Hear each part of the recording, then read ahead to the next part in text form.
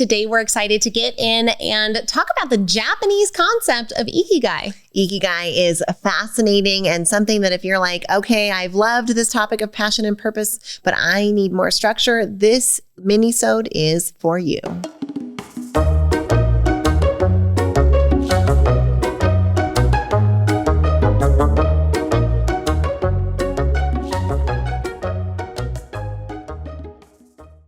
We're talking leadership this week, and one of the organizations we are so proud to be at the helm of is the Neuroencoding Institute. We got to co-found the Neuroencoding Institute alongside Dr. Joseph McClendon III, amazing world-renowned neuropsychologist and incredible mentor and teacher. If you're at all interested in learning more about what the Neuroencoding Institute does and what it can do for you, please visit neuroencoding.com.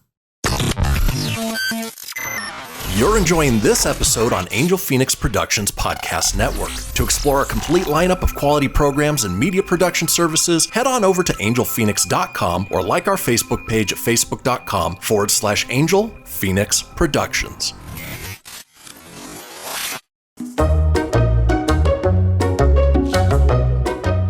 Well, today we're talking about the Japanese concept of Ikigai. And my first exposure to this concept was from a book by Ken Mogi. It's called Awakening Your Ikigai. And it was interesting when I very first read the book, I had this moment of like, wow, this is something from a completely different culture, but it feels so much like modern, what I would consider American personal growth and development, that it's cool to know that other cultures have got something like this at play. I think it demonstrates that natural human tendency to want to question the unknown, to explore the depths of the soul of our humanity, of find out what those limits are or the unlimited possibilities of human expansion, philosophy, technology, advancement, compassion, those kinds of things emerge in every culture. And so to see the structure that has emerged around this idea of what is the purpose of life, why are we here, what is being a human all about, this is an amazing way to add some structure. So we're going to think about this in first. They start to intersect in really crazy ways, but we're going to describe them to you as simply as we can. It starts with 4 main circles, and the 4 circles consist of what do you love? What does the world need? What can you get paid for? And what are you good at? So Ikigai, when we look at the word itself, the meaning of Ikigai is life purpose of bliss.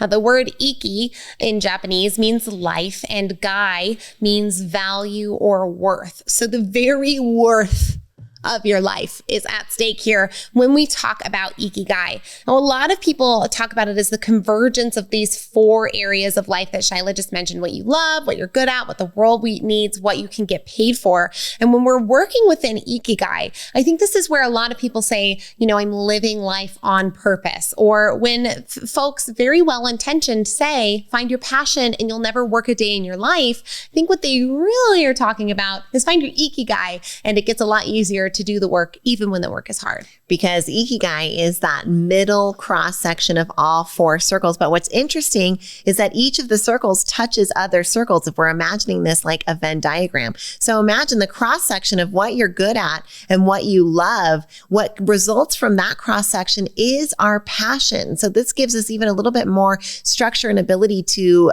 define and understand something like passion that we've been talking about all week. When we can find the intersection of what you love and what you're good at, that's something that you're passionate about. Now let's look at the other intersection for that circle, what you love and what the world needs. Now the cross section here is our mission, right? Something that's deeper than that uncontrollable emotion of I wildly love this. It's that mission. We're almost getting to that purpose piece, right? Purpose or mission, like what the world needs and what you're good at. That cross section is that mission. So now we're getting these dimensions here of purpose and passion and possibility that hopefully all converge in that Ikigai in the middle. So let's extend that down a little bit further from that what the world needs, right? We have our mission and our purpose kind of coming out of what you love and what the world needs and how you serve. This is where we find a lot of people, look, I love serving children, or I love serving women, right? So we find people in their volunteer work a lot of times in this space. Then and the world needs that. The world does need that. So then we look at what the world needs, and then the cross section of what the world needs and what you can get paid for.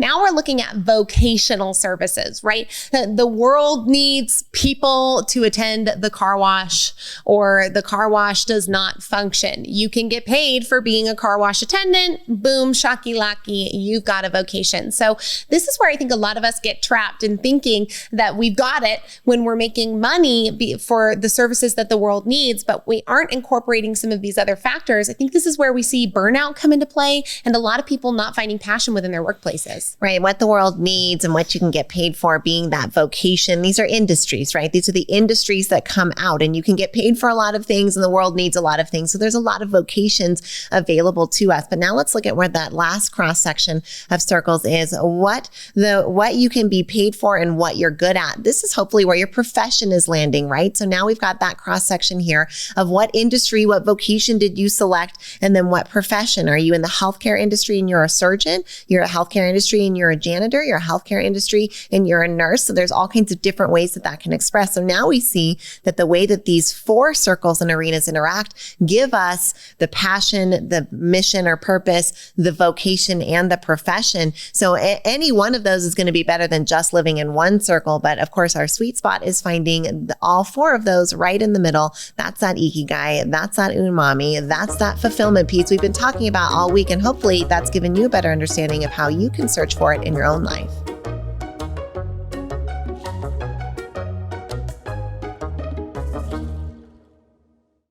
This podcast was a production of Angel Phoenix Productions. Explore more episodes of this show or other great shows on the Angel Phoenix Podcast Network by visiting angelphoenix.com. The views expressed in this show do not necessarily represent those of Angel Phoenix Productions or its advertisers, and may contain language that's unsuitable for younger listeners.